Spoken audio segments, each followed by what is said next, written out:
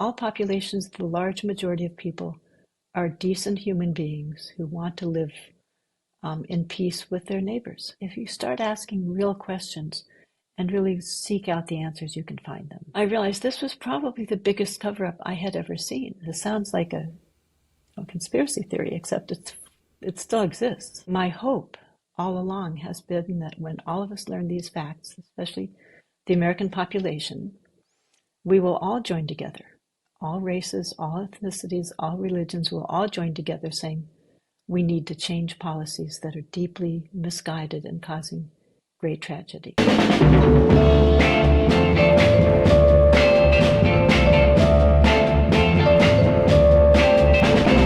Welcome back to another episode of the Expanded Knowledge Podcast. Tonight, our guest is Alison Weir. Alison was a newspaper editor that traveled to Palestine in 2001, and she began interviewing and meeting people in Palestine and on the Gaza Strip.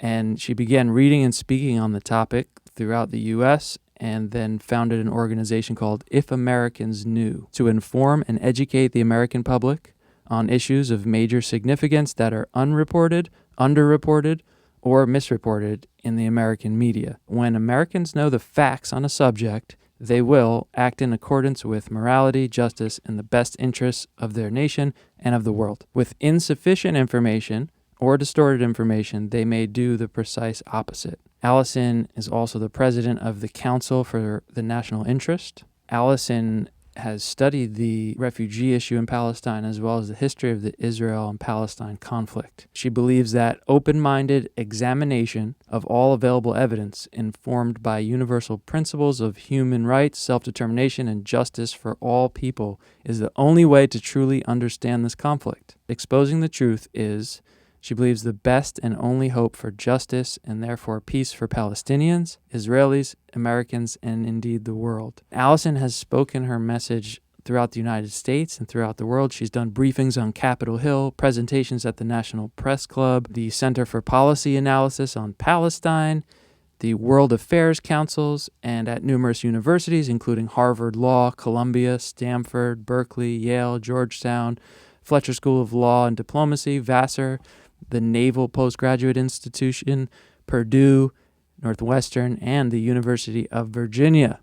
We are definitely lucky to have Alison here with us tonight, and we're obviously talking about a topic that's very relevant right now, the Israel war that's going on right now, the October 7th event, and it's the biggest news in the world right now. Alison's been studying this for over 20 years at least. Here's what I want to say here before Alison introduces herself. I want to make a little bit of a disclaimer. And because I think that we're unfortunately conditioned by how we're educated in the media that to pick a side or to think that if you think one thing or if you're critical of something, then that means that you believe this or that you're that. So I just want to say for me that I do not judge anybody by their religion, creed, color of their skin, ethnicity, nationality, whatever it is. I don't believe in doing that, and I believe that we're all part of the same human family. So those are my personal beliefs, and our discussion tonight may present facts that are seemingly critical of the history, part of the history of the State of Israel. So in no way does that mean that I have any negative beliefs or attitudes towards Jewish people. And in fact, I have many Jewish friends. I grew up with Jewish friends. I went to bar mitzvahs and bat mitzvahs. One of the schools that I currently teach at is a yeshiva, and I am part of their community, being one of the teachers for their students. And I have no issues with anybody's beliefs or background. So I just need to say that. So that nothing in this video can get misconstrued. So I would like to pass it over to you, Alison. Felt like I had to say all of that. And how are you doing, Alison? And maybe you could just introduce yourself and anything I might have missed. Sure. Thank you very much. Thanks for having me on your program. Yes, I'm glad you emphasized all of that. I think it's important because the minute that anybody starts talking about Israel-Palestine, if they provide facts about Palestinians and human rights and that type of thing, I learned this early on, you are immediately called anti-Semitic. Even, I don't happen to be Jewish, but my Jewish friends that are doing the same thing are also called anti-Semitic. Israelis get called anti-Semitic at times. So my beliefs are that all people should be treated with respect and dignity and have universal human rights should apply to everyone without exception. I find often Palestinians are the exception, and they shouldn't be. No one should be. All populations, I believe that all populations, the large majority of people, are decent human beings who want to live in peace with their neighbors. That's basically what we all share. So I'm against any kind of bigotry or racism of any sort. I think that my hope all along has been that when all of us learn these facts, especially the American population, we will all join together. All races, all ethnicities, all religions will all join together saying we need to change policies that are deeply misguided and causing great tragedy. What are your thoughts on the current state of affairs in Palestine and Israel? It's just such an enormously tragic situation. I've been working on this for 23 years. Started during the second Intifada when I finally woke up to the issue. I'd never seen it, studied it before. I'd never paid attention to that issue. My newspaper was a little weekly newspaper. We just wrote about local issues. I'd been involved personally in other issues, international issues, but never on the Middle East, never on Palestine. So in fall of 2000, when it was in the news, the second uprising, as it's called, Intifada, I just got curious about it. I went, I started to look into it on the internet, which was very new at that time. It's easy to forget, especially people that are younger, that was a very new resource that was certainly, just suddenly available. And through doing that, I started to receive information or find information from the region itself, not just from my local NPR or San Francisco Chronicle or the New York Times or something. And there were excellent sources there on the ground. There were human rights organizations. There was Israeli media that had very valuable information. There were different types of Palestinian media. So when I went to the region for the information, I found it was very different than what I thought, where it was really being glossed over. At that time, just like now, large numbers of people were, unarmed Palestinians of all ages were being shot pretty much every day, many of them children. And that was sort of being glossed over in NPR and other places that I usually had thought were reliable. And then I looked into it more, and I discovered that at that time we were giving Israel $8 million per day of our tax money. Now it's over $10 million. In fact, if you count how much it costs us, it's twice that. But I'd never seen that before. So here was a major expenditure that Americans didn't even know about. And as a journalist, I always look into the coverage. I noticed that the coverage that I was seeing from U.S. media was very Israel-centric. It was really from the standpoint of Israelis, which is fine, but you want the whole picture. So you noticed that we would hear from and about Israel in great detail. The information was the Israeli government would say something, or the Israeli military, as though this was gospel. But we know governments and militaries don't always tell the truth or the full story. And I thought we would also hear about Palestinians and from and about them. And I noticed that came much less frequently. So I felt what I was getting was largely a filtered story.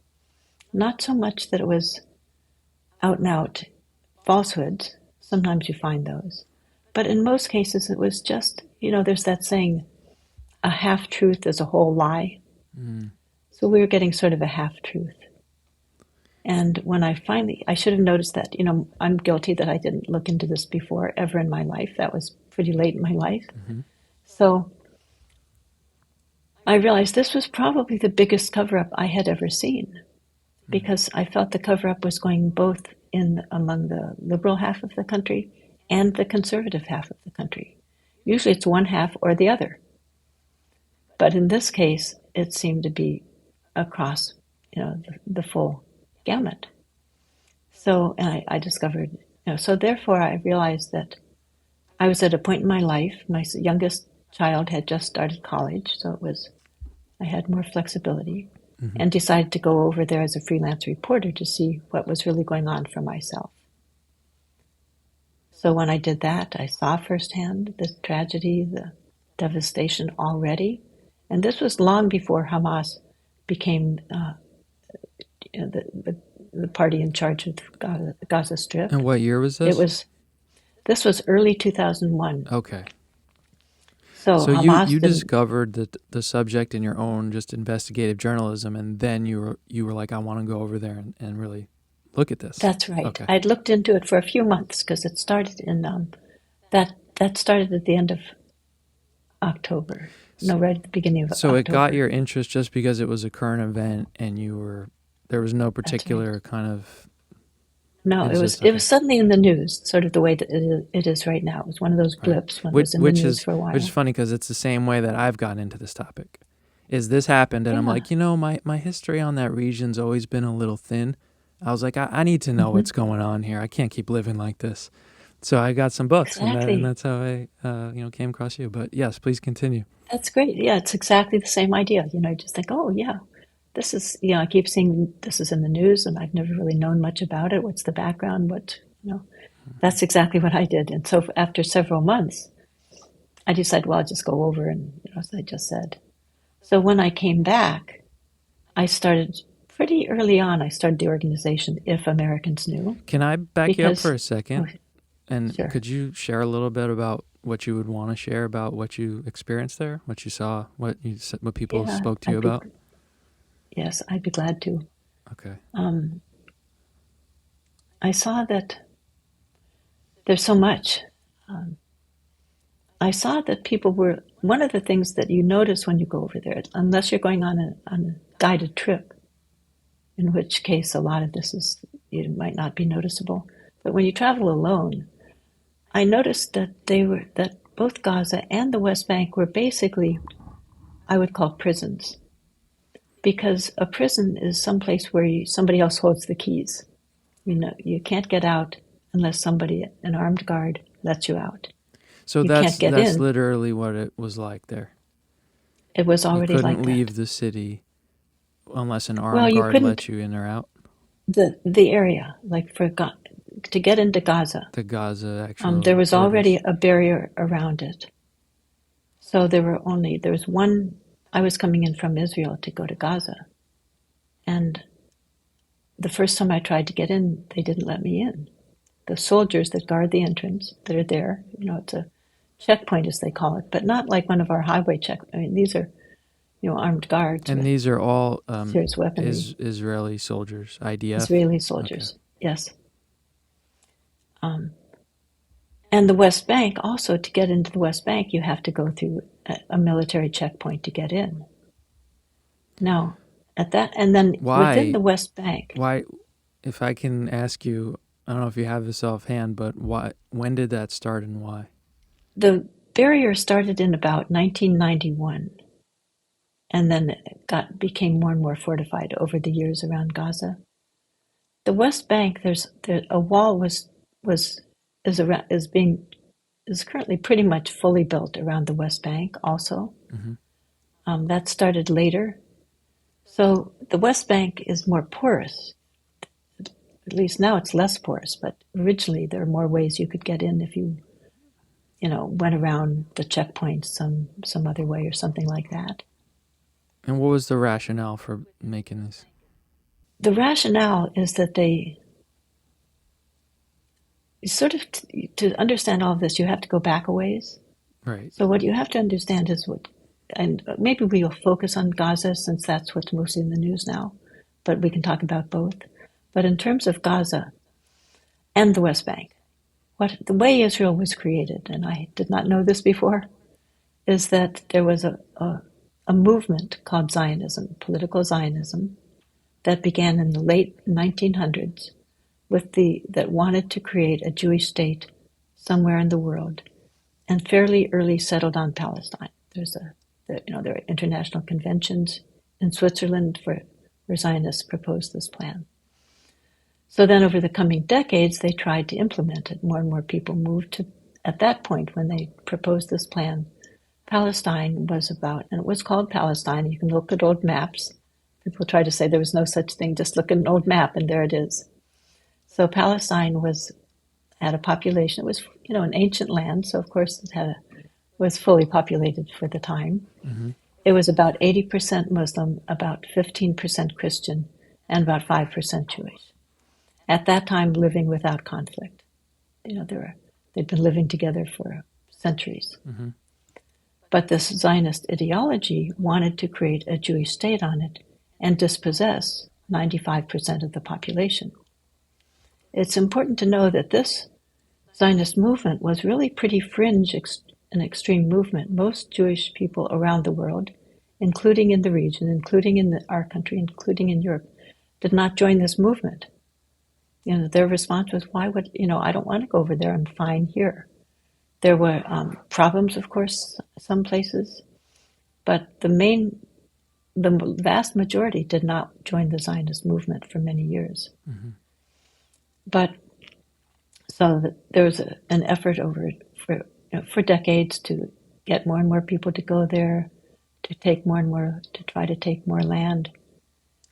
And then finally, just jumping ahead, I'm jumping through big. Yes, and I do want to get into the depth of the whole late 1800s to 48, which is what your book focuses on, and which was mm-hmm. fascinating to me, really. So I do want to get into that, but I want to, we'll get back to it. But we'll get back to it. But the 91. I just want to understand this wall thing, at least the minimum facts of like why it's there. Yeah, well, what the official reason is. So then there's a war that it's the founding war of Israel. When basically people call it from 48 to 49. It was really from 47 to 49. Mm-hmm. The first they were called Zionist forces, and you have to use the Zionist sounds strange to most people who don't know this was an ideology, and that's the name of it. Yeah. So those forces were Zionist until Israel came into existence, at which point they became Israeli forces. They managed to expel. And all the first prime ministers, right, were all Zionist leaders. Yes. Okay. Two of them were terrorist leaders. Right, they were Ergun. Officially terrorist, yeah. Right. So then they managed to create Israel by expelling about 750,000 people. The early estimates said it was 1 million, but most people seem to say 750,000. So those people were pushed out through military force, often with only a few belongings, depending on how far ahead of time they realized they would flee, most people. So people ended up in the surrounding countries and got pushed down into Gaza and the West Bank, which were the parts that Israel did not yet control. There had been a partition plan recommended by the General Assembly, the UN General Assembly, in which there would be an Israeli state and a Palestinian state. 55% would go to the Jewish state, even though it was still only a minority of the population owned only about 6% of the land. They were going to be given this, 55%. Mm-hmm. The Palestinians were going to get 45%. But before, it never went to the Security Council, so it never became force of law. Violence broke out even before, in November 1947. So Palestinians were pushed out of the main part of Israel, and some ended up in Jordan and Lebanon and other places, mm-hmm. but many ended up in Gaza and in the West Bank, that were people that were from what is now Israel, lost their beautiful homes, lost their businesses, lost their, acres of land, and ended up in the refugee camps in the West Bank and in Gaza. So in Gaza today, the latest number I've seen is about 80% of the population of Gaza are families that were refugee families that were pushed out by Israel, and their land was confiscated in 1948. So all this time, basically, these two populations, after the war was over, Israel has never really set its borders. There's an armistice line. It's called the Green Line because on maps it's written in green for some reason. Okay. So when people say they support Israel, you really have to say, well, what boundaries do you support? It's unclear what Israel even is. So there are all these people that naturally, like Americans, if we were all pushed out of our country into, say, one little corner of it, we would want to go back to our own homes and land, and we would have the right to do that. Because according to the modern international law, the Geneva Conventions, you can no longer just take over somebody's land. That's illegal. So they had the right to go back, but they never had the military power to go back. But there would be resistance groups, as would be here. If everybody from the whole 2/3 of the East Coast got pushed into California, nice as California might be, since I live here. But, people would say, no, I don't want to be in this crowded place where I have no money and no land. I have the right to go back to my own land, and I'm going to fight for that. So there was Palestinian resistance. And so there was basically military oppression of the people in the West Bank and in Gaza ever since that time. So they had to be controlled, and eventually they put walls around them to keep them from fighting back. Okay. Thank you. Thank you for clarifying that. And there's a lot to unpack in the history. And I really recommend reading Alison's book, Against Our Better Judgment. What's amazing about this book is that it's just loaded with references, sources, documents. Alison, I don't even know if she makes a direct speculation or opinion in the whole book, because it's literally just presenting information from primary sources or historical sources that are secondary sources that are using primary sources about what happened and what Alison mentioned, the Zionist movement. It's very interesting to study the history of it and to see its influence that in pushing for the plan of creating a state of Israel. And there was even other places that they were looking at in South America, the Zionist group, which was an official group in 1897, I believe. And, the facts are there. It's not a theory. It's not a speculation. It's just documented fact. They lobbied Congress for certain things. There were Supreme Court judges that seem to clearly have been involved, and it's a very intricate story, but the way Alison puts it here is very nicely digestible, and every single claim, the source is right there for you to go check it yourself. And I've done that myself. So that's very interesting. And just to be clear, because I think one of the things people are confused about, maybe in the mainstream or your average person, first of all, your average person probably doesn't even know anything about the history. For those that do know some and may debate it somewhat or maybe playing around with different arguments and seeing what they might agree with, I think people do argue that this expulsion of the 750,000 Palestinians was justified because of the cruelty of the attacks from the Palestinians. What I found interesting, though, as I dug deeper, I got this book, which was one of the sources you cited, one of the many sources, by Benny Morris. And he's actually basically a pretty vocal pro-Israel and actually argues that the expulsion was justified, or even maybe doesn't even want to call it quite an expulsion. But I do really appreciate his work because he uncovered some documents that were declassified in the 80s, and then he basically uncovered a lot of the crimes or the massacres that occurred.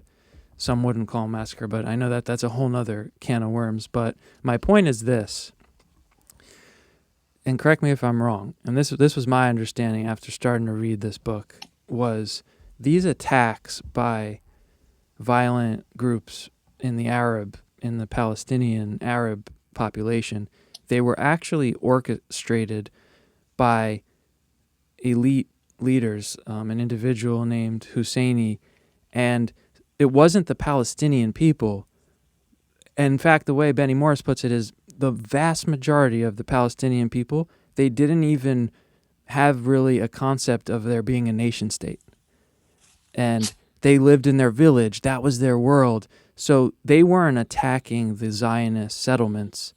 It was actually, the way he says it, it was actually these militant forces coming from this third party, this Arab leader, Husseini, who wanted to stop the Zionist movement.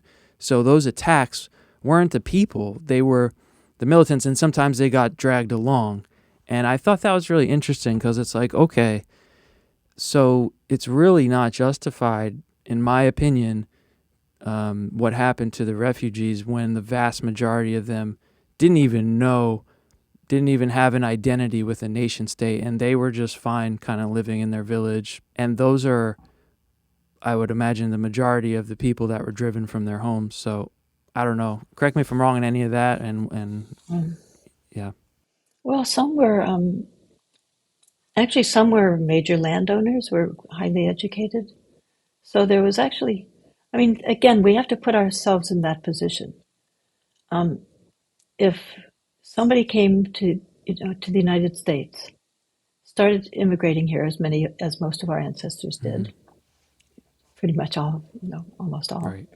So, but if a group started coming more and more, and after a while, they were welcomed at first, there was no problem.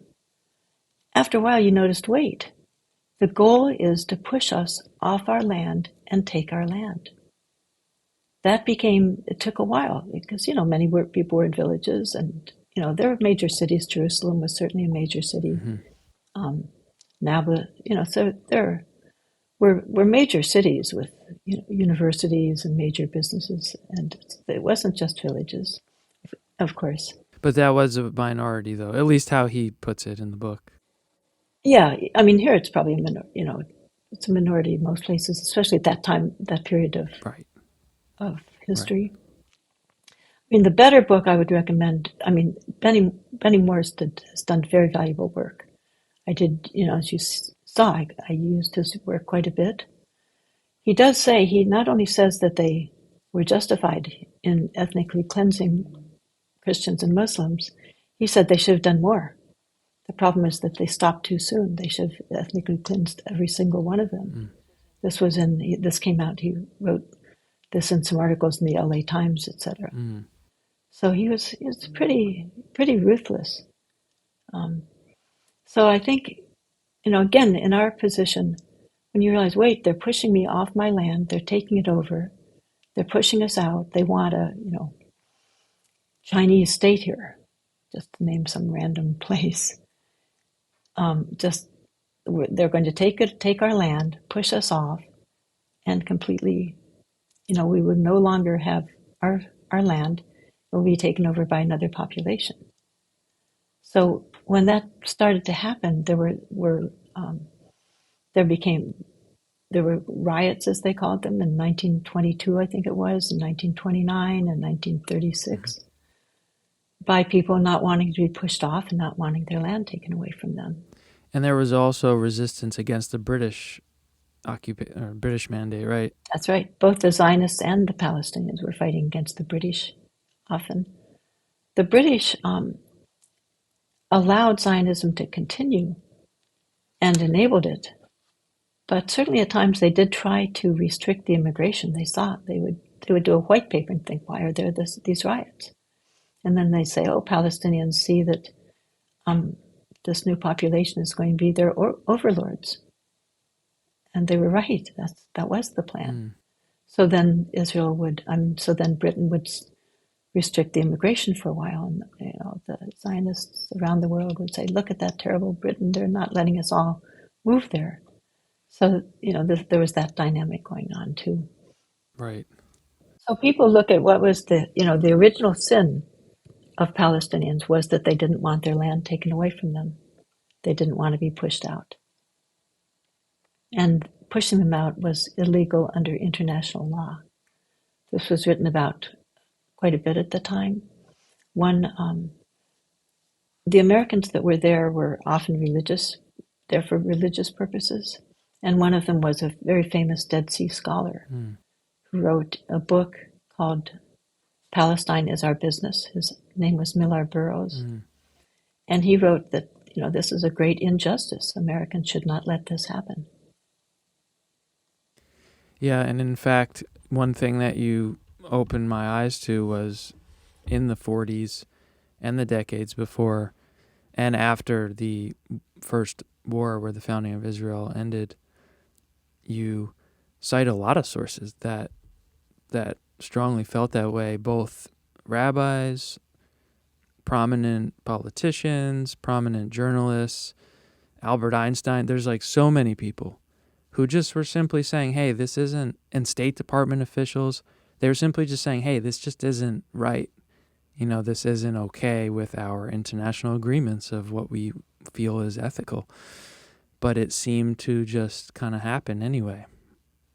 That's right. I think that, I wasn't planning to write a book. It wasn't, I think most authors sit down and say, oh, well, I'll write a book on this topic.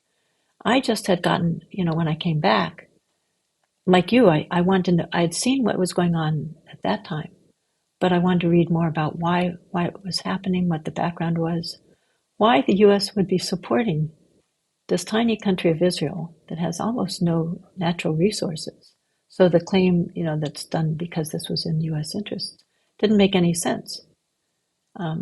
What we needed was oil, and that's in the Arab states. So I looked into it and found out that it was that not surprisingly, it turned out that, as you said, the State Department, the Pentagon, the intelligence agencies, all were writing memos and reports supporting Zionism for a lot of practical reasons, and also occasionally they would specifically say, this is immoral, this is against what our nation believes in. So there was, that was going on. There were Christian leaders that were opposing it, there were Jewish leaders that were opposing it.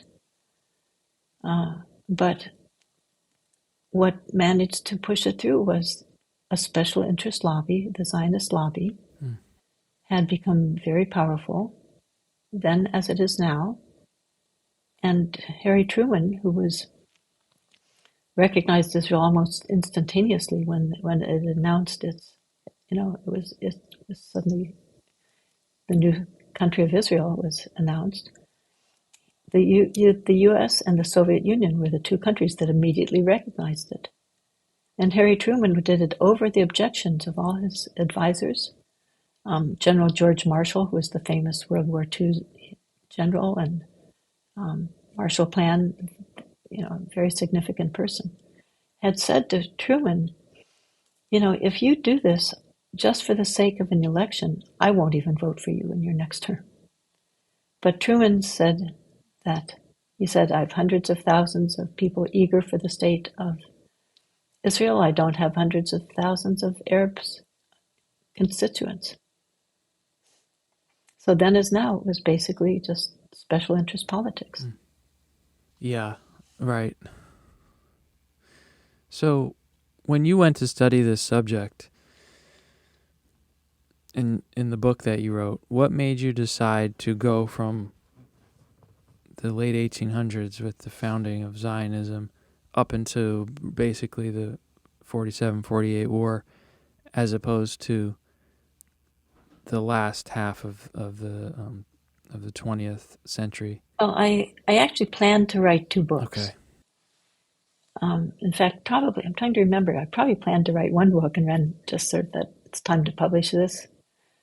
Because partly what was going on is I was reading all of these books. As you notice, I have a huge bibliography. So I was reading all of these books, but at the same time, I was writing articles about what was going on right now and speaking around the country quite a bit and creating our website with our charts and our statistics. So I was doing research about the current situation while I was reading these other books just for interest. really just for my own interest. Gotcha.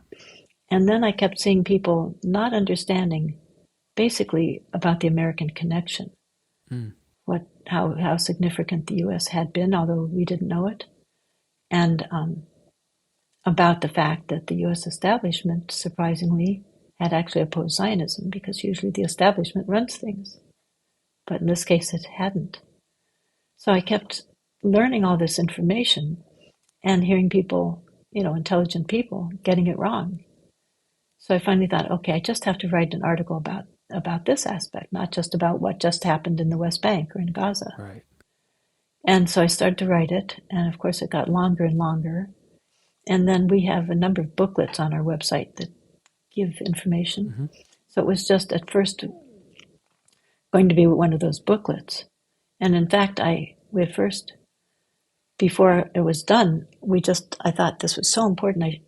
I didn't want to wait till I was done to get the information out. So early drafts were in booklets probably hundreds of booklets that we distributed with some of this information early on. And then finally, it was enough to make it a book.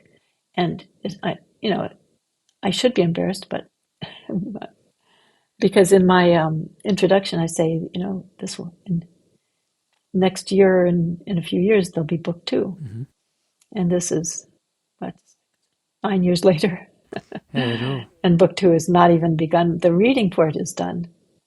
The reading for it was done at that time, but the writing hasn't even begun. So I just sort of arbitrarily stopped at that point, at the creation of Israel. Yeah, well, it's really fascinating and eye-opening. There's a quote, actually, that I saved from the end of the book, page 93. You say, "Perhaps by discovering the past, we'll gain control of the present and save the future." I thought that was a really nice quote. That's still what I feel.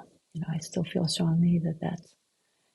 So if we go back to the roots of this, which is how my mind thinks too. I'm a history teacher, and when we got to go back to the roots, or at least that's one way to approach it that I think is effective.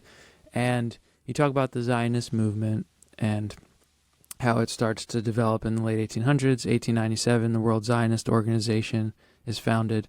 And then this group kind of starts to assert itself and try to kind of influence things through various means in the U.S. and in Europe and other places as well. But what I found a kind of key part was Judge Louis Brandeis. And I was wondering if you could speak on the importance of Louis Brandeis in the Zionist movement. Yes, this was such a surprise to me. As I majored in journalism, but for a brief period before that, I was a political science major. And so I remember Brandeis and Frankfurter were very important Supreme Court justices. Many of us could not name many past Supreme Court justices. There are a few, but those are two that are pretty well known, especially Brandeis. There's a university named after him, for example. Yeah. Very respected. So I was very surprised when I discovered that he had been a very hardcore Zionist. He hadn't grown up that way. There are some books that describe what made him change and become very important in the Zionist movement. But he did become important in that it's called World Zionism. This sounds like a conspiracy theory, except it still exists. There's the World Zionist Organization, WWII. You can go to their website. Still is active. Not as important as some other organizations, but it's still there. So it moved from Europe to the United States, and he became the leader of it for a period of about, I think it was around 8 to 10 years. He was basically the head of the World Zionist movement. He became a Zionist. That occurred, I think it was in 1912. And then he was a very prominent Boston attorney. And 2 years later, he was appointed to the Supreme Court by Woodrow Wilson. So when he was on the Supreme Court, normally the practice is that you resign your different board memberships and affiliations, because you're supposed to be neutral and not even have the perception of bias. Right. So he officially stopped being the head of World Zionism, as I recall. But he secretly continued to lead it.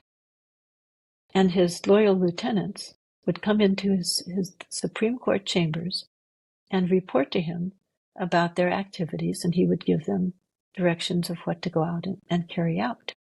This is fully documented. Anybody that's a Brandeis expert would know all of this, would say, what's the big deal? Of course, everyone knows that. Of course, we don't all know it, but because we're not all Brandeis experts. Mm-hmm. But given how famous he is, you would think we would all know it. But it's very knowable if you actually look into him.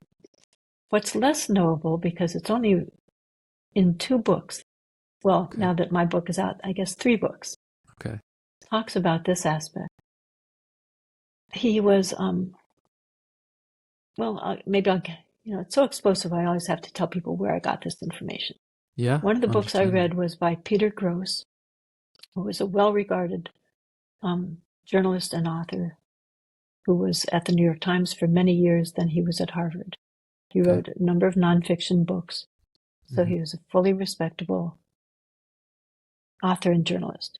He wrote a book called Israel in the Mind of America.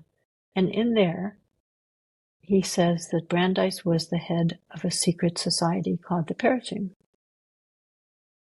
When I read that, it was sort of in the middle of the book somewhere. It wasn't, it was sort of almost a throwaway line. He wrote a little bit about it. Okay.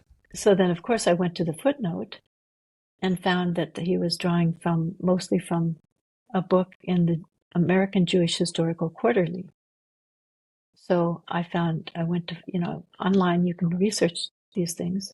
Okay. I found the actual article that was, I think, from 1975. I got the article, I read the article. I looked into the person who'd written the article, who turned out to be Dr. Sarah Schmidt, an Israeli professor at a mainstream Israeli university whose expertise was American Zionism. So she had a whole chapter about the Perishing, the secrets, and she calls it a secret society. I can't remember now the exact title of her article. So then I also found that she had written a book, and also mentions it in there. She wrote a book about Horace Callan, who's one of the founders of that society. So here we find out that Brandeis was the head of a secret society operating in the United States to promote Zionism around the United States.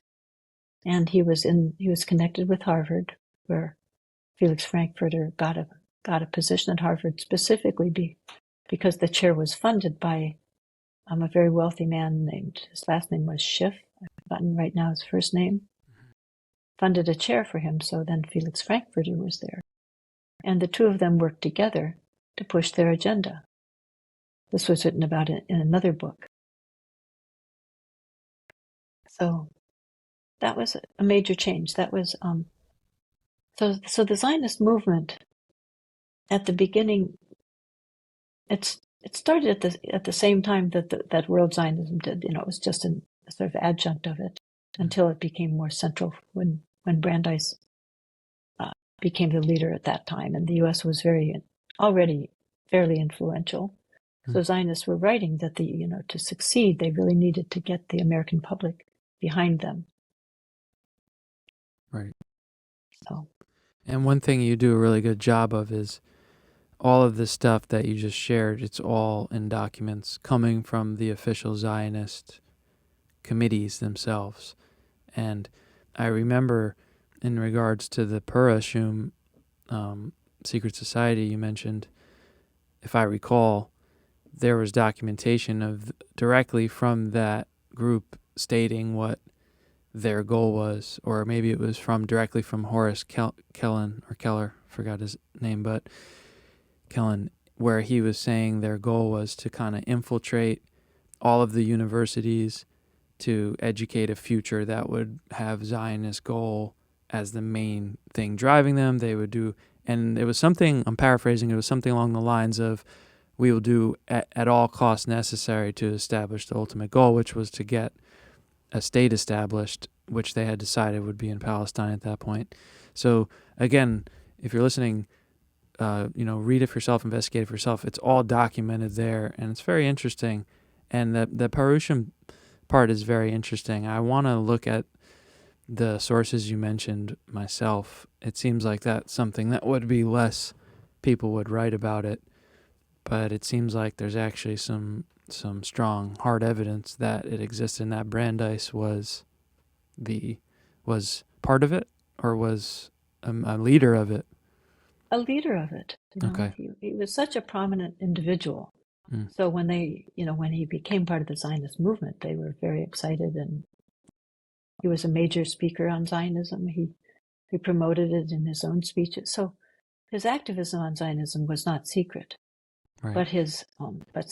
But this network, the way they're using this network, was secret. And in fact, he and Frankfurter actually promoted a number of issues in addition to Zionism secretly. There's another book that came out by a professor, I think, the Brandeis Frankfurter Connection, I think is the title. Mm.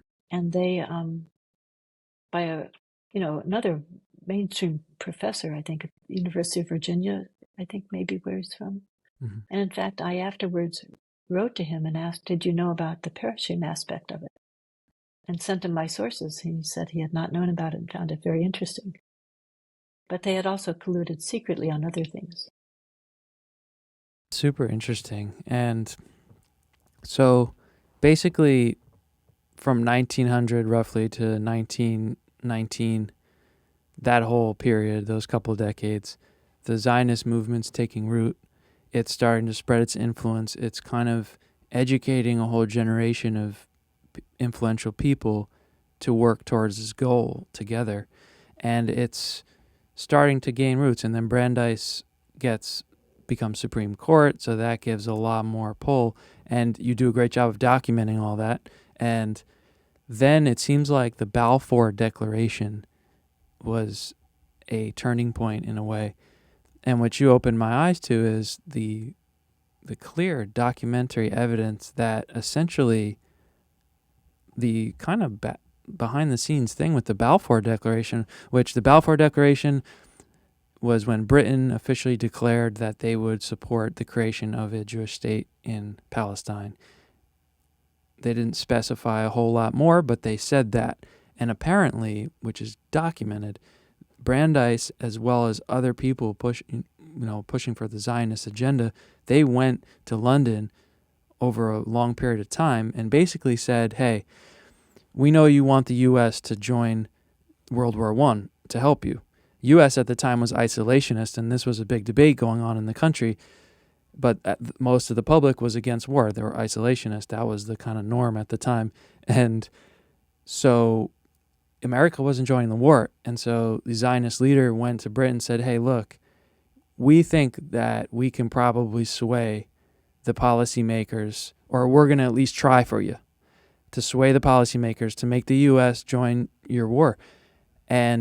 But we'll do that only if you officially give support for our creation of a Jewish state in Palestine. And the British agreed to it. And that was the Balfour Declaration. Correct me if I'm wrong there. And then that was kind of a big turning point, right? That's right. Well, it's interesting. The Balfour Declaration, I used to not pay that much attention to it. I didn't realize how, a lot of people do, Palestinians always do, and I can understand because the British Empire was suddenly behind this. It's a fairly mildly worded document, which is interesting. It's sort of, I think His Majesty's government looks with favor on the establishment of a Jewish Geniusly state, worded, right? Jewish home in Palestine. Well, it turns out, so everybody, justifiably blames Lord Balfour, who was the foreign minister, I believe. By the way, it's actually the Balfour Declaration is a letter to Lord Rothschild, to the Rothschild, who is a Zionist leader. Usually that aspect is left out. It's known. I mean, this is not investigative journalism. It's just usually you don't read that part. It's not mentioned. Right. But also what's almost never mentioned, but my sources are often Jewish and Israeli sources that have, documented these things, and I just quote them. So Right. It turns out that the Balfour Declaration, not surprisingly, usually foreign ministers don't really write their own declarations. So the man who mostly wrote it was a secret Zionist, Leo Amory, and the text of it went back and forth between Amory, the Zionists in Britain, and the Zionists in America. And they're the ones who wrote it. So it was written between, Americans and Amory were the ones who wrote it. He's really given the credit for it. But the text went back and forth before he finally wrote it for Balfour to write in a letter to Rothschild. So this was astounding to me to realize, wait a minute, they promised that they would get the U.S. into the war on the side of Britain if Britain would make this gentleman's agreement, which is often what various books they call this a gentleman's agreement, that they would issue then the statement and facilitate Zionist immigration to Palestine. Right. So then it kind of enters this phase roughly from 1920 to the end of World War II, 1945, where British wins World War I, and the Ottoman Empire was who controlled the region of Palestine before. Ottoman Empire's gone, so the UN gives British and a small part League of to Nations France, at that time. the League of Nations, okay, gives British the mandate to control the area until they're able to govern themselves. And so that's the whole period from 20 to 45 roughly. And there's some instability there, understandably, like there always is when there's a sort of colonial power, if you will, that's occupying an area. So, and the Zionists gradually grow in population, right? And then World War II happens. Now, what was interesting about World War II that I learned from your book was it seems that there's clear evidence that before Hitler really rose to power, when things were happening, the writing was on the wall, the several European nations in the U.S. realized the danger that the Jewish populations were in, and they actually were organizing to have safe havens in European countries and to loosen immigration laws to allow Jewish groups to come to the U.S. And the Zionists actually acted to prevent that. Is that correct? That's correct. That was another one of the explosive things that I just that I discovered because other people had written about it. The person under FDR who was sort of in charge of trying to make that happen, who was Jewish, made very strong statements about the Zionists interfering with the refugee movement. The And Vienna why Conference. they wanted to do that? Because they wanted to make sure more of the Jewish population in Europe would go to Palestine? Is that why they did that? Yeah, they wanted only to be one safe haven. Their whole pitch was Jews are not safe anywhere. They're not safe. We have to have a Jewish country, but they didn't point out. And they had the famous slogan, "A land without a people, for a people without a land." Another, wonderful slogan, except it was false. First of all, the land was already full of people, and other people had homes elsewhere. But their saying was a land without a people for a people without a land. And so they wanted one safe haven, Palestine. They didn't want other safe havens that the world was trying to create. Instead, they wanted only one. And they sabotaged attempts to create other safe havens. Right. It was a fanatic movement. Mm-hmm. Right. And so World War II happens, obviously, the atrocities and the suffering of Jewish people. So then, understandably, I think that everyone, all of the nations involved, wanted to see a peaceful solution to what was going on in Palestine and wanted to make sure that Jewish people had a safe place. Survivors from the Holocaust had a safe place to go. And an interesting fact that I got from your book was that there was a survey done shortly after the survivors of the Holocaust were preparing to immigrate, and actually only 15% desired to go to Palestine, and 65% desired to go back to their lands that they came from, wherever they were, Europe, wherever. And then 20% wanted to go to the U.S. So I thought that was interesting perspective to have as well. And then there's a lot of evidence you present that actually the Zionists went to these displaced person camps after World War II and essentially persuaded to be kind, I guess, forced these refugee populations of Jews to go to Palestine against their will. Is that correct? Yeah. This was another shocker. Mm-hmm. I mean, everything that might sound shocking to people that read my book, believe me, it was shocking when I discovered it. Yeah. Yeah, really the fanaticism and ruthlessness of this movement is startling when you look into it. You know, after the Nazis were defeated, and there were people, lots of people, not just Jews, lots of people throughout Europe were in these displaced persons camps, from the horrendous war that everybody had just been through. Mm. And so then the Zionists implemented a draft. They claimed they had the power over all Jews to draft Jews to go to Palestine to fight to fight for the creation of a Jewish state. And of course, Jews in America didn't pay any attention to that. Jewish other people in Europe didn't pay any attention to that. Mm-hmm. But the people in the displaced persons camps, the Zionists would be there and would beat them up if they wouldn't join it. They would deprive them of food. It's pretty harsh, to put it mildly. Mm-hmm. So when they went over there, so many of them were forced to go to Palestine, and then were forced to fight in this war. Mm-hmm.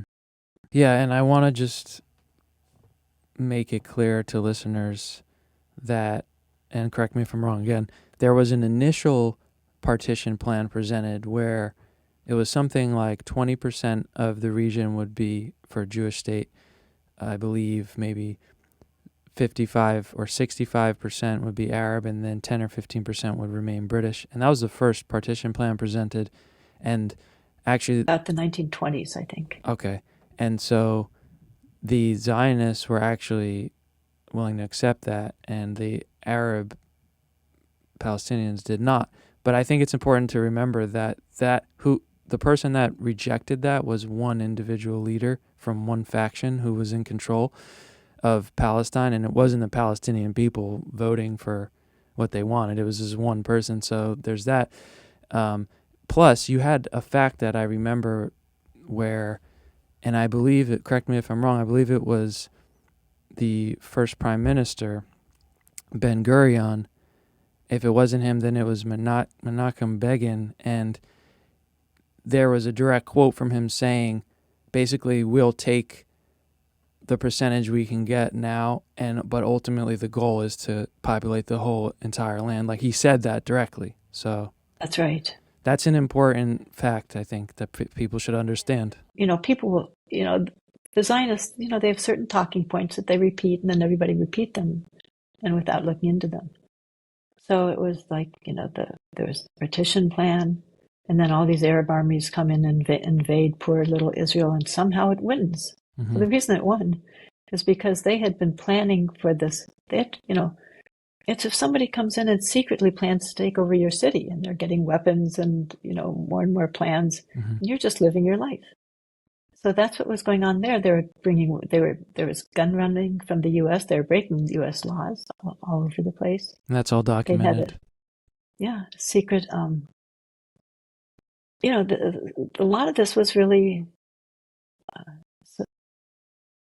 just subversive. Really, it was under the radar. So there were a number of groups that were sent over to the U.S. to facilitate this.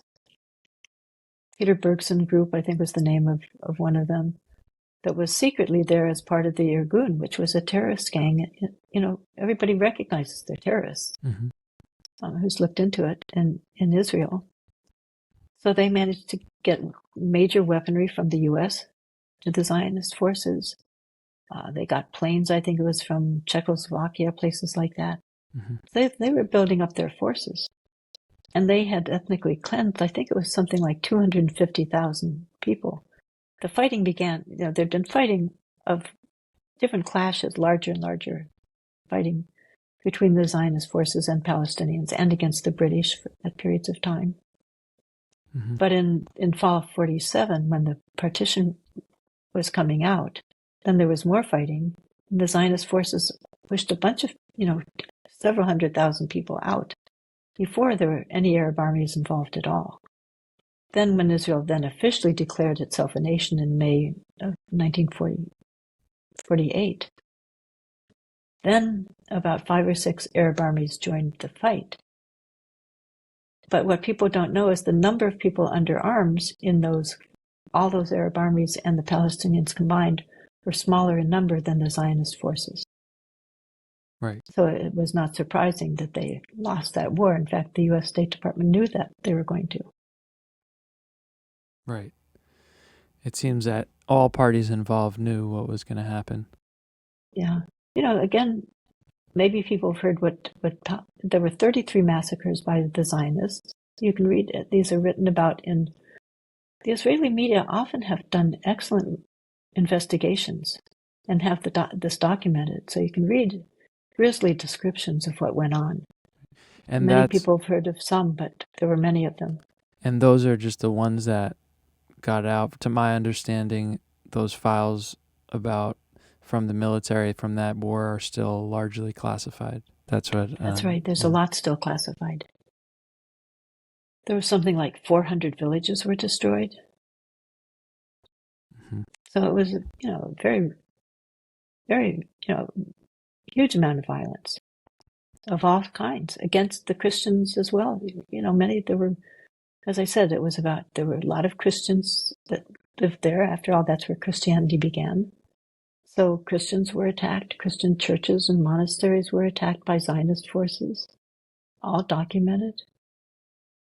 There's some very strong quotes. I won't repeat them, but when people read my book, you can, read about what went on. Yeah, and that actually becomes, in my experience, that becomes a little bit of a rabbit hole, because I wanted to kind of get down to the root facts of all right, what is exactly officially admitted to in terms of what kind of massacres and war crimes definitely occurred. And it took me a while. There was layers to peel back, and there's division amongst Israeli scholars and historians themselves, and even contradiction in themselves. Even Benny Morris, I still don't understand exactly. He first was kind of condemning the atrocities, then he switched his tune 4 different times, it seems, over his decades, and I'm kind of, it's a rabbit hole, and but it seems that at the very least it's clear that there's clear-cut massacres. And if you look at all the other contextual facts, the fact of how few weapons were in all these villages, basically nothing compared to the Haganah, which became the Israeli military. They were really built up, it was crazy. They had a lot of guns and a lot of military power. It was no joke. There are a number of people that have done excellent work on it, because Benny Morris did some. He was one of them, but Ilan Pappé. Yeah, I have that bookmarked. He's excellent. Benny Morris, eventually, the major difference, as I recall, between the two of them, and there are excellent Palestinian historians who've been writing about this. Salman Abu Sita is brilliant. He has documented all the refugees. His work is just invaluable. Okay. Between Benny Morris and Ilan Pappé, the big difference was Ilan Pappé and others have found evidence, very strong evidence, that this was an intentional plan to ethnically cleanse the land. Benny Morris tends to say they did it, but they didn't plan to do it. They just took advantage of the ability to do it, which is pretty bad. But the evidence is pretty convincing that it was a plan that was implemented to do exactly that. Gotcha. Yeah, that makes sense. And I want to read the Ilan Pappé book. I actually think that's the next one. but it's almost Nur like, Masalas and mhm, yeah, there are so many. yeah, yeah. But those are some of the best. Yeah. So there's some interesting quotes. So Menachem Begum, did he become a prime minister? Yes. Okay, and was he a Yitzhak leader? Shamir and Was he a leader of Irgun? yes, yes. Okay, I believe he was the leader of the Irgun, and there's another future prime minister who was the leader of the other group. I'm forgetting the name. yeah. So there's The other just like name. there's just all these pieces of evidence and facts and dots to connect to paint a picture for yourself about thinking about this issue. And I have tons of notes here, but this one I wanted to touch on. He had a quote, and this was sourced coming straight from him, saying he was asked, how does it, in an interview, how does it feel to be the father of terrorism in the Middle East or something like that, right? And he said, "Oh, Yeah. not in the Middle East, in the world." And that's a pretty wild thing to say Yeah. as one of the first leaders of a new country and with this questionable kind of controversial background. So folks, just think about that for a second. And again, we're just trying to get to the bare facts of like what happened, what's the deal here, what's the evidence. And another one, apparently during the war, there was a blowing up of the King David Hotel, which was all civilian, right? Innocent people. Mostly. There was Yeah. also Okay. the British Army had a headquarters too, but the large majority of people killed were, and they weren't they weren't officially in combat. I mean, British had just fought against Hitler and defeated Hitler. Lots of British people died fighting against Hitler. Right. And he took credit for blowing that up. There was a diplomat, this is winding it back again probably to the 20s, but there was a diplomat that went there from the UN. I think he was from Sweden or something, and he was assassinated, and he was just going there to try to see if they could work out a deal. Yeah. Yeah.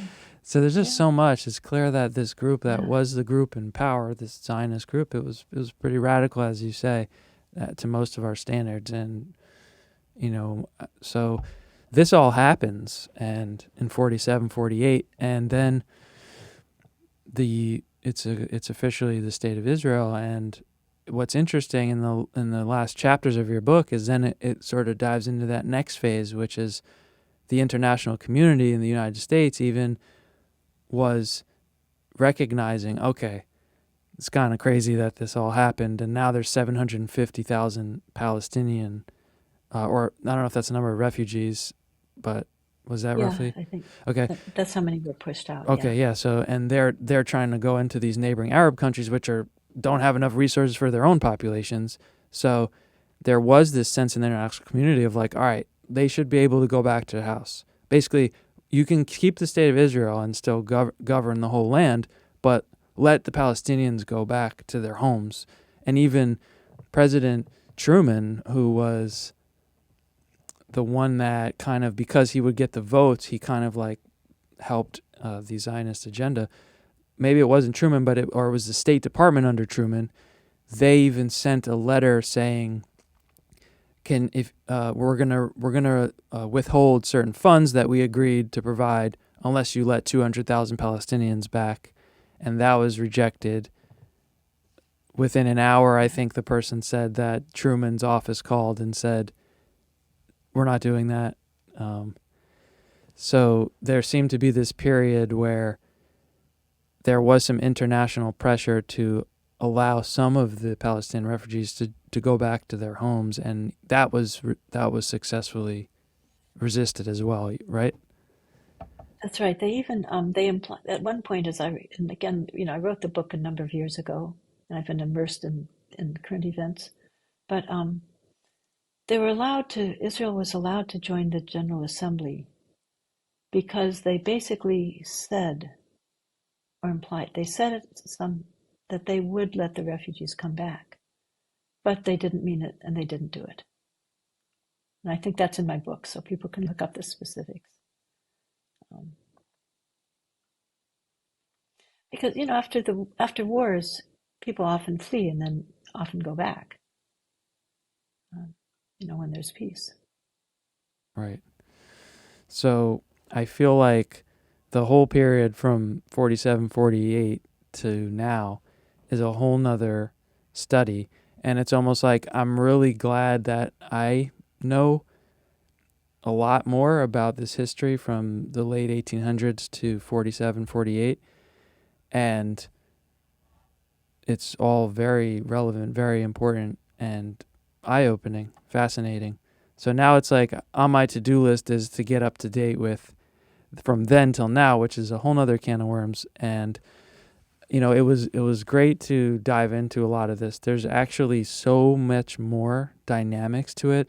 The propaganda that was disseminated, which there's evidence of all of it, the lobbying, everything that was happening behind the scenes, that's all supported by evidence.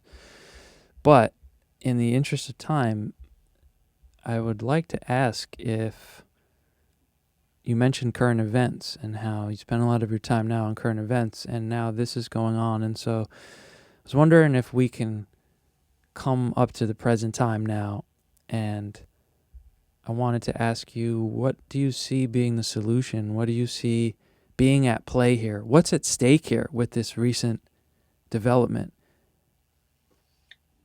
Well, just more just humanitarian catastrophe in Gaza. The West Bank, more and more. I mean, in recent years, every like 5 years, there seems to be another major invasion of Gaza. 2014, 2014, yeah. There was a big one that they killed, I think, 1,400 Palestinians and something like 50 Israelis were killed in that so-called war.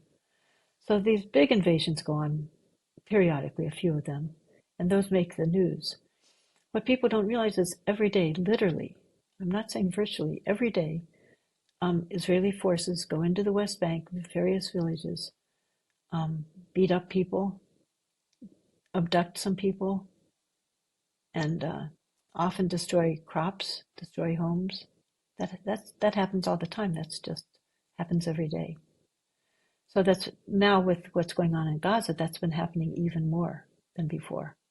They kill somebody in the West Bank probably at least a few times a month, just in times that are supposedly peaceful. There are Palestinians being killed. You can go to their excellent websites. We have one that's affiliated with us now, that's a Palestinian website, International Middle East Media Center. There's WAFA. There are a few Palestinian news sites, and the Israeli news often has this too, where this just goes on every day. So that's going on in the West Bank, a little bit out of sight. There have been major invasions there to some of the larger cities there, Bethlehem periodically. So where it will end. It's a lot of people are concerned about. There's a lot of talk. Well, what's going to happen when this is finally over? The latest, this is a much more massive invasion and shelling of Gaza than the previous ones. If you go to our website, we have charts. I really, always look for data. My son is a data scientist, and I'm not mathematical, but somehow I'm also very interested in data, just as a way to measure things. And so we have a lot of charts there about various things, including deaths of among both populations. In my view, every one of those deaths is tragic, every one of them, including the soldiers. The civilian, we always especially feel for, of course, the children especially, but all civilians. But soldier, my father was a soldier. Soldiers are, people's sons and brothers and husbands and fathers. So every one of those deaths, Palestinians and Israelis, are tragic. And you look at the charts, they're bar charts. So the bar chart for the Israelis is always very small, fortunately, because I don't want human beings dying. The bar chart for Palestinians is always high, every time. And we're talking, really, this March 7th was really an aberration, because in almost every case, it's Palestinians who die. Palestinian civilians who are dying in the largest numbers. the deaths among Israelis are usually Israeli soldiers. When it is an Israeli civilian, it's headlines. So people, when they read about the conflict, they're always reading an Israeli child was killed, or an Israeli hiker, or they'll always read about one of the few Israeli civilians who's been killed by Palestinians. They almost never read about the many Palestinian civilians and children who've been killed by Israelis all along, not just in the major invasions. But now the chart, if you look on our website, now the bar chart, there used to be a few especially high ones, which are the major invasions. Now, in the first month after October 7th, Israeli forces killed more, and we've been counting the numbers since 2000, since that's when I got involved, and when the second Intifada began. It was another cycle of violence beginning at that point. So we have the numbers from there. And large numbers of Palestinians have been killed in all these years that I've been watching it. Then in that month, after October 7th, more Palestinians were killed by Israel than the whole 22 years combined, put together. And now it just keeps getting higher and higher and higher. And as you know, anybody that's following the news knows that Israel has demanded that Palestinians in the north leave and go to the south. They're telling over 1 million people to abandon their homes and walk south. As they're walking south, this indiscriminate shelling just hits them, even as they're moving along. Hit cities in the south that are supposedly these safe corridors are not safe. They get shelled too. So, but the concern is this a second ethnic cleansing? The first one was basically 1948 period of time. It's a major ethnic cleansing. Is this another ethnic cleansing so that they'll take over half of Gaza and incorporate it into Israel, and all the people that were the 2.3 million people, men, women, and children, it was already densely populated, will be pushed into the half of the space? Is that what's going to happen? And some Israeli ministers and officials are pretty much saying that is what will happen. The U.S., weak as we are, says, no, that's not allowed. You can't do that. We give them all this money.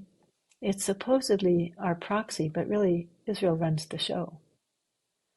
So I don't know what's going to happen. So what would you say to somebody who says, which is one of, I think, the popular lines of reasoning, arguing for the justification of the bombing of civilians right now.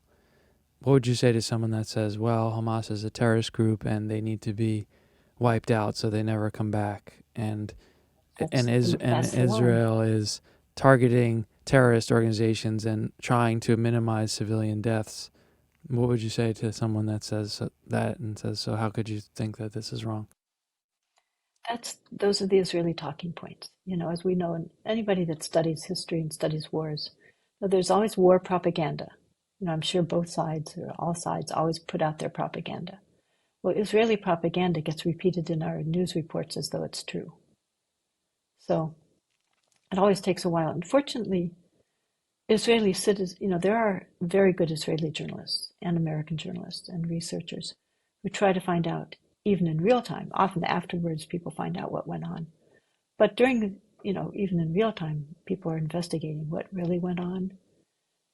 So first of all, the illusion, it's anybody who knows what's going on, it's just laughable. It's so absurd. But Israel doesn't kill civilians. It just targets. No, it's been killing the whole time I've been watching it. It's killing civilians. When I was in Gaza, I went into hospitals with children who had been shot. Often in their back, they were running away from soldiers. So Israel has the most powerful, the latest weaponry on the planet. They have the ability to target, and yet they manage somehow to kill huge numbers of children, huge numbers of civilians. Palestinians have paltry weaponry.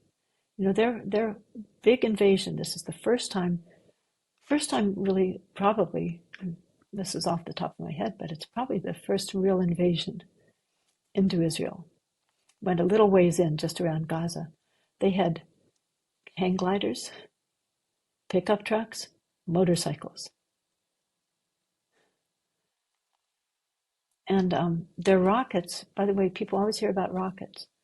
The whole time the rockets have been fired, the first one into Israel was in 2002.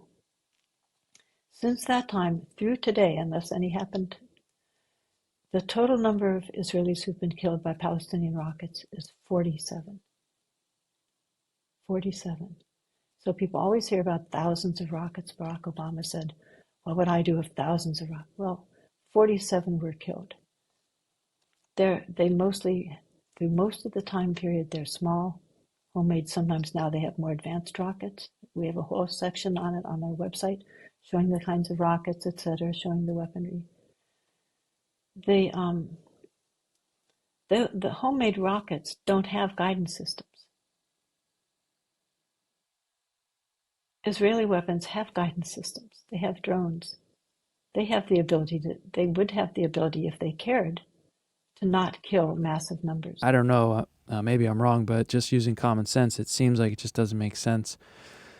As you mentioned, the Israeli military is very advanced, is top of the world, and they should be able to eliminate this group fairly easily without widespread civilian damage. So it does, to my mind, it doesn't fully add up. I would need to really be shown and convinced that that's necessary, and that needs to be proved.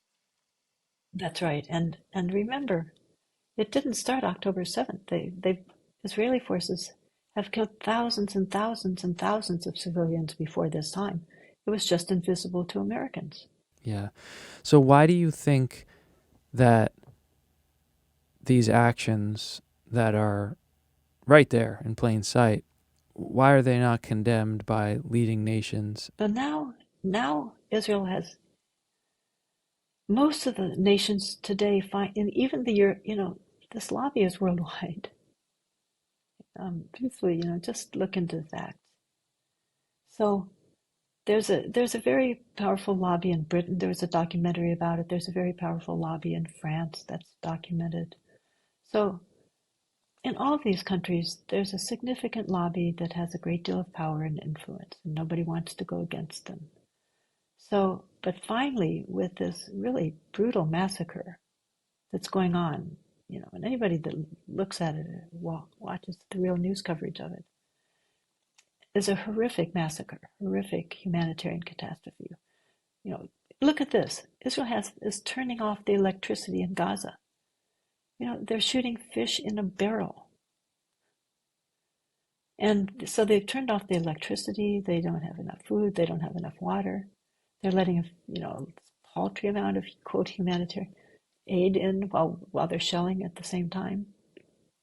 So most of the world is pretty horrified at what's doing. And even these European nations who are very timid, even Macron in France, has made statements they're going too far this time. Even the Biden administration is sort of whispering that, well, let's have some pauses. Let's have a pause in your massive shelling that's destroying huge swaths of Gaza. So, what it turns out is that the Israeli, they don't care if they kill civilians. They don't care. It's sort of, they say, well, they're thinking, and again, there are many Israelis who are opposing this. People should be aware of that. But in terms of the government and, the people in charge, their view is that they would just beat them into submission. My brother's a sailor, and he used to have a joke T-shirt that said, the floggings will continue until the morale improves. So they're going to just keep shelling and killing and maiming people. Sometimes the maiming is even worse. Until people just decide to give in. Until they... And I think people are not... people want a ceasefire desperately. Most Americans. Surveys have shown that the majority of Americans want a ceasefire. And while the majority of Americans, and it's about 2/3, seem to say they want a ceasefire. And yet, and even Biden and Blinken say that they want a pause. yet Israel won't do it. And even though they won't do it, and we already give them $4 billion this year, given about $3.8 billion at least, then they're going to give them another $14 billion on top of that. The Biden administration and Congress are both pushing for that. There are conflicts over how the money will be funded, but the plan is right during this time, right while the world sees a major massacre, a massive humanitarian catastrophe of civilians, and yet our country is quite possibly going to give them $14 billion. What do you think that will make the rest of the world think about the United States to fund a massacre? Because it's visible. It's visible. This is the modern day. Even though they tried to cut off the internet to Gaza for a while, they cut off electricity, it's still getting out. People can still see what's going on this time. In 47 and 49, journalists that tried to tell about it didn't have the same resources. So what can people do about it? I think,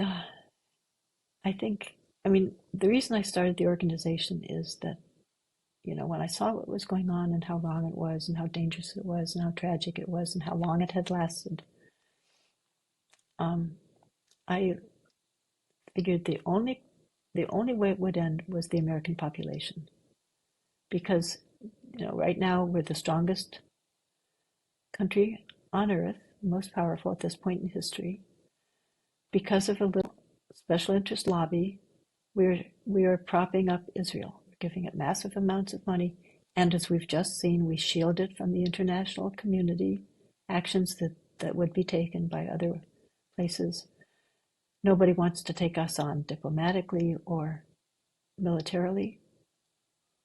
And so we are what props Israel up. Once the majority of Americans actually know what's going on, how tragic this is, it just, people keep dying. These various wars in the Middle East are related to Israel, most of them. The danger to the U.S., I have 8 grandchildren. I feel that this is placing us in great danger because you cannot help such wrong to go on without getting blowback. And that was a really insightful point you made in the book that really opened up my mind to that perspective of the reputation of the U.S. in the Middle East before everything happened with the Zionist movement in Israel. The reputation of the Middle Eastern countries was very good, right? They held America to a high moral standard, and it was all good. There was no "we hate the West" or sort of jihad sentiments.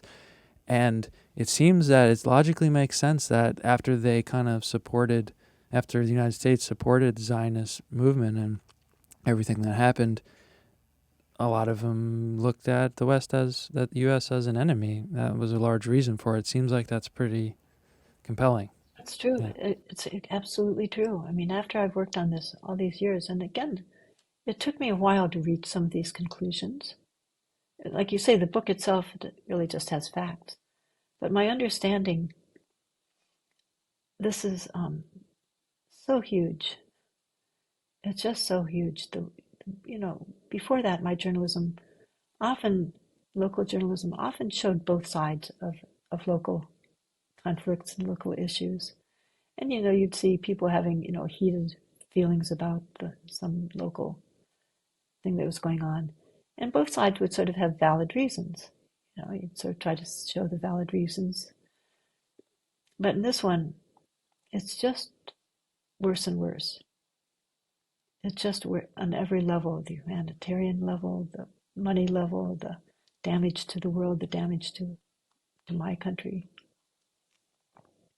Yeah, I would agree. I think if you take the time to objectively study the issue, the scales will inevitably balance in that the official narrative, the official line of how we should think about this whole situation, ethically, morally, diplomatically, however, is not in alignment with that official narrative, the reality of it. And I think that that's essentially indisputable if you actually look at the evidence and everything. Right.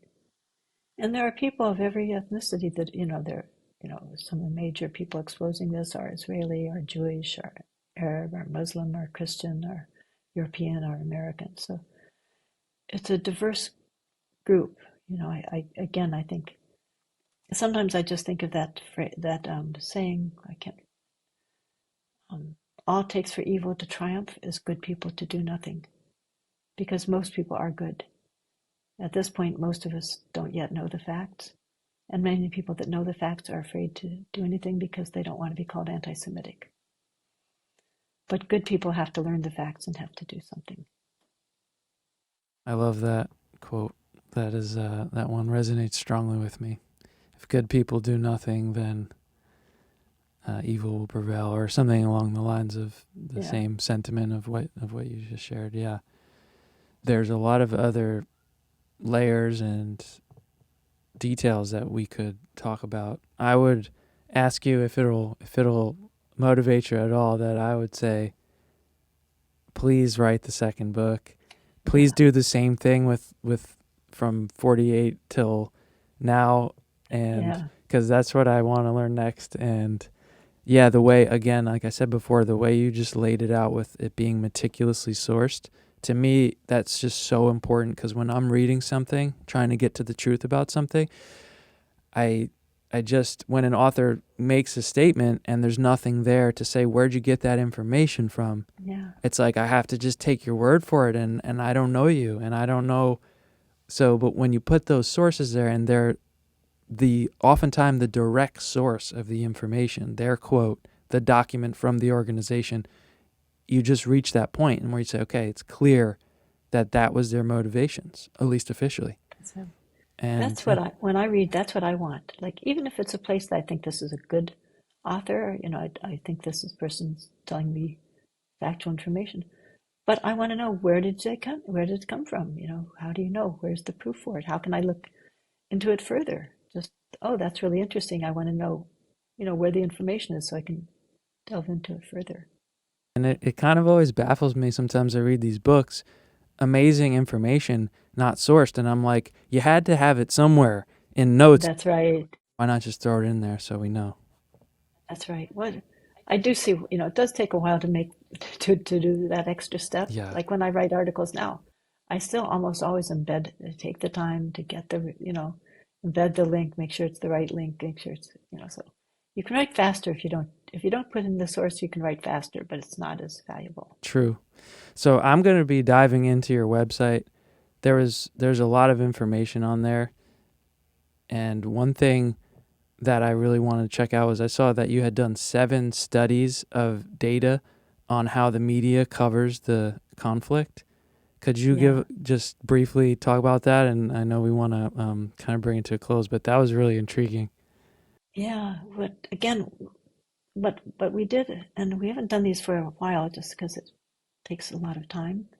But we want to, I decided to choose a category that everybody would agree was significant. So we looked at deaths among both populations. Again, I always like to emphasize both. Both populations matter, all people matter.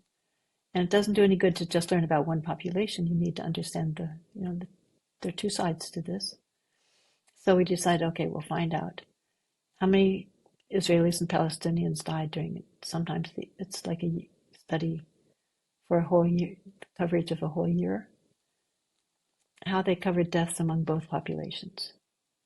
So we kind of, found out the number of people that had been killed and what percentage were covered by, what percentage of Israeli deaths were covered, what percentage of Palestinian deaths. And we decided to basically, all of this is written in the methodology, but it's basically, but it was a study of the headlines and lead paragraphs. If something's buried way down below, we didn't look into those. So we found that we did it for the New York Times, the Associated Press, the CBS, ABC, NBC, the San Francisco Chronicle, a number of national and regional newspapers and television. television, we used the transcripts. That's how we could count. And we found just that they would report on Israeli deaths, in some cases up to like 13 and 14 times greater than they reported on Palestinian deaths. So that, people would keep hearing about it, and they would report on Israeli deaths. Often there'd be more than one report on an Israeli death, especially a civilian. So if a civilian or a child was killed, they would pretty much always get a report, and sometimes two. And there'd be a follow-up report about them burying the child or the person or something. Palestinian deaths, they often never even reported at once, at least not in the headline in the first paragraph. Places like the San Jose Mercury, which is not a major newspaper, but it's the newspaper of Silicon Valley, and since I'm in the Bay Area, we looked at that one. And I looked, for example, on their front page. We did a study of their front page coverage and found that at a time, for the time period we were looking at, the many more Palestinians have been killed than Israelis. So if you look at the pie chart, there's the Palestinian pie chart, and bar chart. So the Palestinian bar is much higher. But then if you look at what was covered in the headlines, it's the reverse. The Israeli bar chart is very high and the Palestinian is very small. So people have a completely misunderstanding of what's going on, because all these years and months we're getting very filtered information, so that people think it's the reverse of what's actually going on. In almost every case, the ceasefires, when a ceasefire ends, it's almost Israel that breaks it. Almost every time. And this was a study by an MIT professor. So where can people go now today if they wanted to get less biased news about what's happening right now and how it's developing? Is there one place or a couple places that people could go to? In a way, they should go to our website, because we do try to provide a lot of information, and we pretty much always have embedded links where it's coming from. More and more places than when I started, there weren't many places that were really giving the full story. Now places like The Intercept sometimes have been having excellent articles. The Democracy Now! Amy Goodman began about 15 years ago.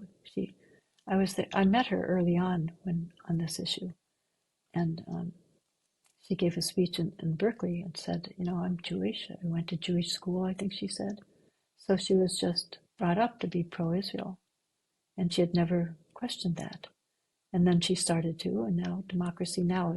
Often covers it very, very well. Right, yeah, they're good at presenting facts about things that are left out of the.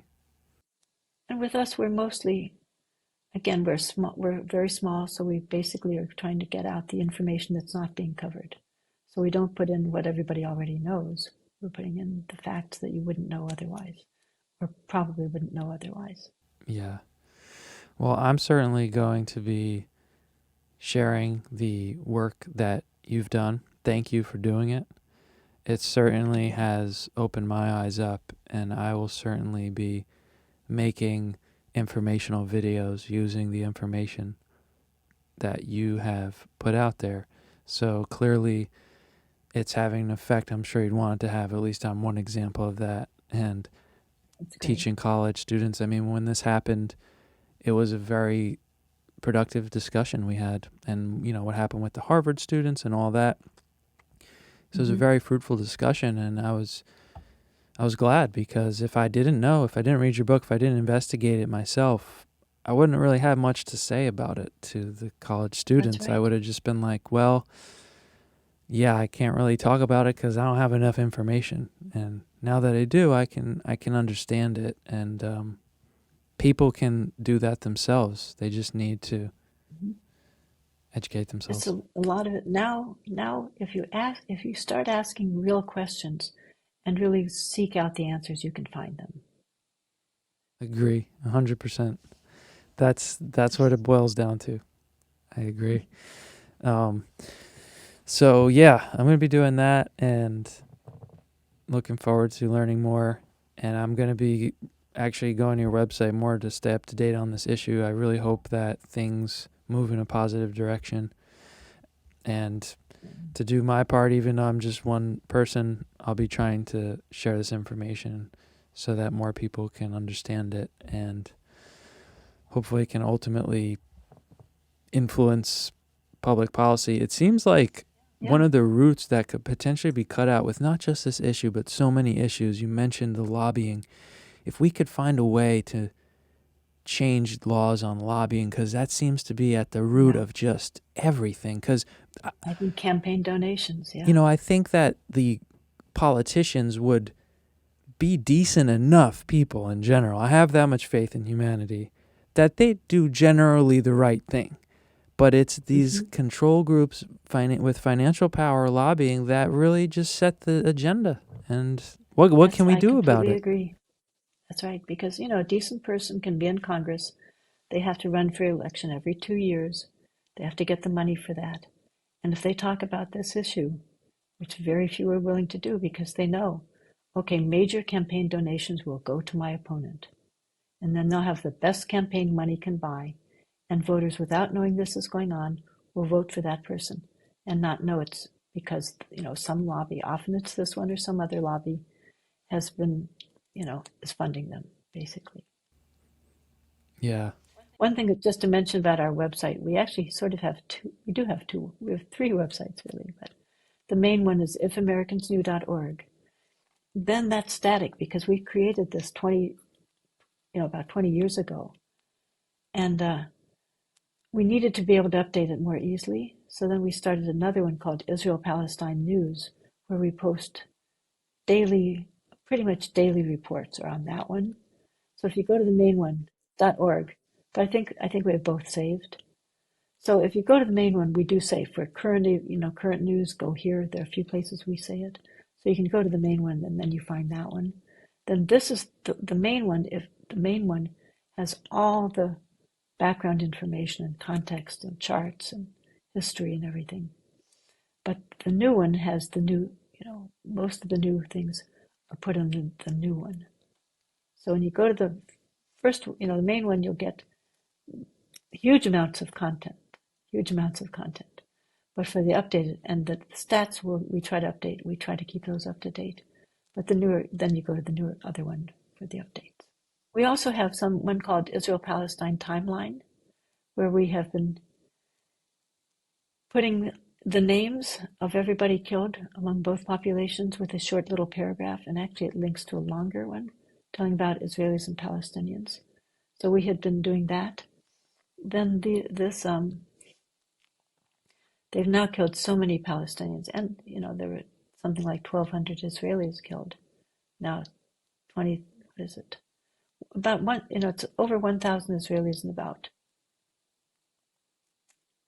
I can't even keep up with the numbers right now. It was at 10. At least someone said that a few days ago. I heard 10,000. I think it's 20. 10,000. I could look right here. And 13,000. And it was 13,000 Palestinians. Okay. And was it true that almost half were children? I heard someone report that. That's just unbelievable. Well, the number we have, I can see it right here because we did update it. This is at least from yesterday. 13,044 Palestinians. At least 5,000 of them are children, and 3,300 are women. Okay. And there was that one hospital shelling, Al-Ali Hospital, I think it was, that's in dispute. It seems quite likely it was Israeli shelling, but they have tried to, they've tried to convince the world that it was a misfire of a Palestinian rocket. So at this point, there are 482 people killed there. We don't include them yet because we might start adding them because most everybody else has added them and do consider them clearly killed by Israel. But we're very cautious. So at this point, this 13,000 doesn't even include those almost 500 that were killed at that hospital. And I'm sure many of those killed were children. The Israelis that were killed October 7th, it's coming out more and more that some of them were killed by Israeli forces who were firing pretty indiscriminately, and in some cases knowingly shooting places where they knew Israelis would be killed. So it's quite a scandal and controversy in Israel itself. Wow.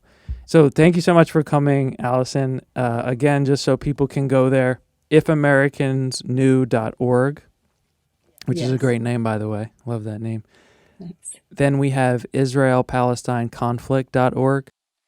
Israel-Palestine News. News.org. Israel-Palestine news.org. Honestly, you should be, after reading your book, you should be being interviewed on bigger podcasts. You should be called into the news, I feel like, with what you've done with your organization, because again, it's just facts. It's just knowledge of facts, which take time to study and put together and understand the picture. So thank you for doing your work.